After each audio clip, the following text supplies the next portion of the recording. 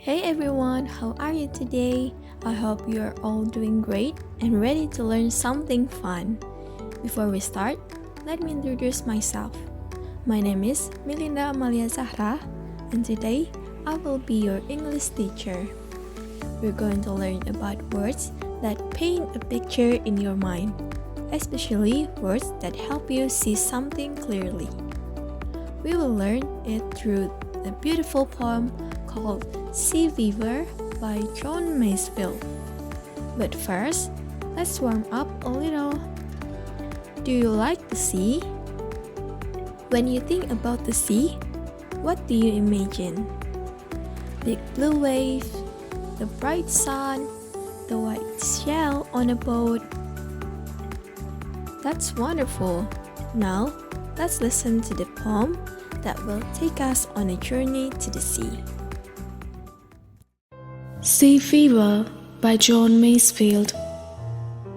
I must go down to the seas again, to the lonely sea and the sky, and all I ask is a tall ship and a star to steer her by, and the wheels kick and the wind's song and the white sails shaking, and a grey mist on the sea's face and a grey dawn breaking. I must go down to the seas again, for the call of the running tide is a wild call and a clear call that may not be denied. And all I ask is a windy day with the white clouds flying, and the flung spray and the blown spume and the seagulls crying. I must go down to the seas again, to the vagrant gypsy life, to the gull's way and the whale's way, where the wind's like a whetted knife. And all I ask is a merry yarn from a laughing fellow rover, and quiet sleep and a sweet dream when the long trick's over. After listening to the poem, let's take a quick look at its background and history. This poem was written by John Masefield, a famous English poet who truly loved the sea. It was first published in 1902 in his very first poetry collection called Saltwater Ballads. Masefield had actually worked for a short time on sailing ships when he was young, and that experience, listening to sailors' stories and feeling the power of the ocean, deeply inspired his writing. Although he didn't stay long at sea, that longing for the ocean never left him. That's why he called it Sea Fever, a strong desire to return to the sea, even after leaving it behind. Later, in 1923, the poem appeared again in the collected poems of John Masefield. In that version, the first line was slightly changed from I must down to the seas again to the version most people know today, I must go down to the sea again. This small change made the line smoother and more natural in rhythm.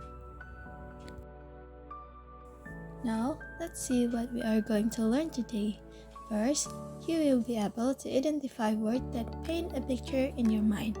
These are words that help you see what the poet described. We call this the sense of sight in imagery.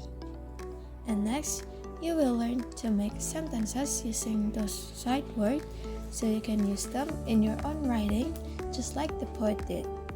Are you ready to explore how words can help us see through imaginations? Let's begin!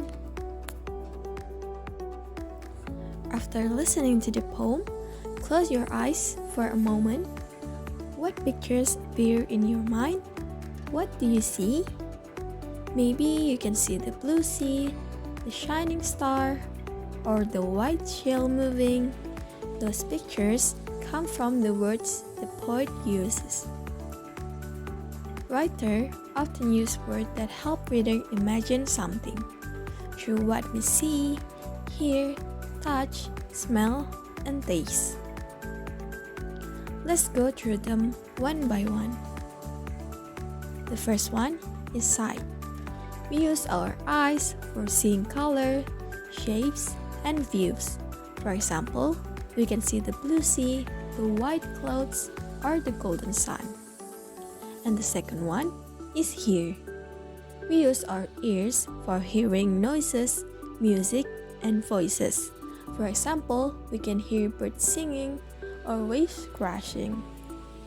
And the third one is touch. We use our skin for feeling textures, temperature, and movement. We can feel something soft, warm, or cold. And the fourth one is smell. We use our nose for smelling fragrance and odors. We can smell flowers, food, or the salty air of the sea. And the last one is taste. We use our tongue for tasting flavors like sweet, sour, or salty. For example, we can taste sweet chocolate or salty chips. These 5 senses help writer make their word come alive. But today, we will be focused only on one sense, is sight. Word that help us imagine what we can see. Let's talk about what a sight word is. So, sight word is a word that helps people imagine what they can see in their mind. When we read or hear it, we can picture something clearly, like its color, shape, or look. For example, if I say blue sky, you can imagine the colors of the sky, right? Or if I say golden sun, you can see a bright yellow sun shining in your mind. That's why sight words do. They help our reader or listener see what we mean. Writer use sight word to paint picture with word.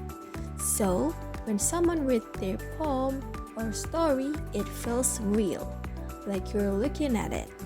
So when we talk about words that paint a picture in your mind, we are really talking about sight words.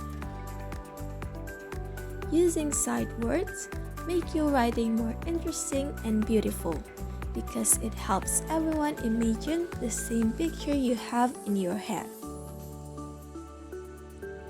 Now, let's look at the poem See Fever again. Can you find lines that help us see something? Write your answer in a piece of paper, or you can write it in the comment section down below. You can pause the video to answer it. Good job! Now, let's learn how to make our own sentences using them.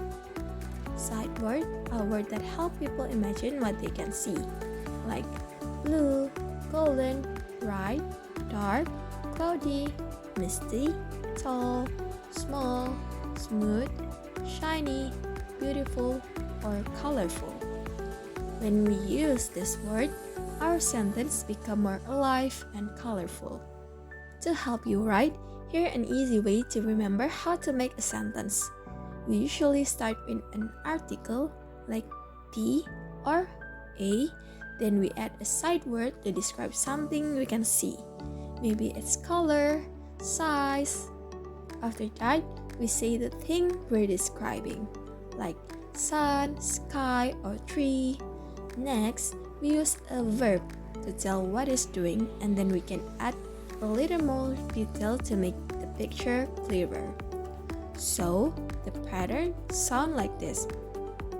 The plus sight word plus the thing plus what it does and more details. Let's try one together. Listen to this. The golden sun shines on the blue sea.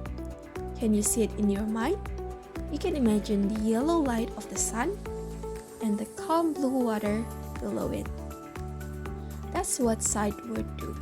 They paint a picture in your mind. Let's try another one. How about this? The white clouds move across the sky. When you hear it, you can almost see the clouds floating slowly above you. Now, it's your turn.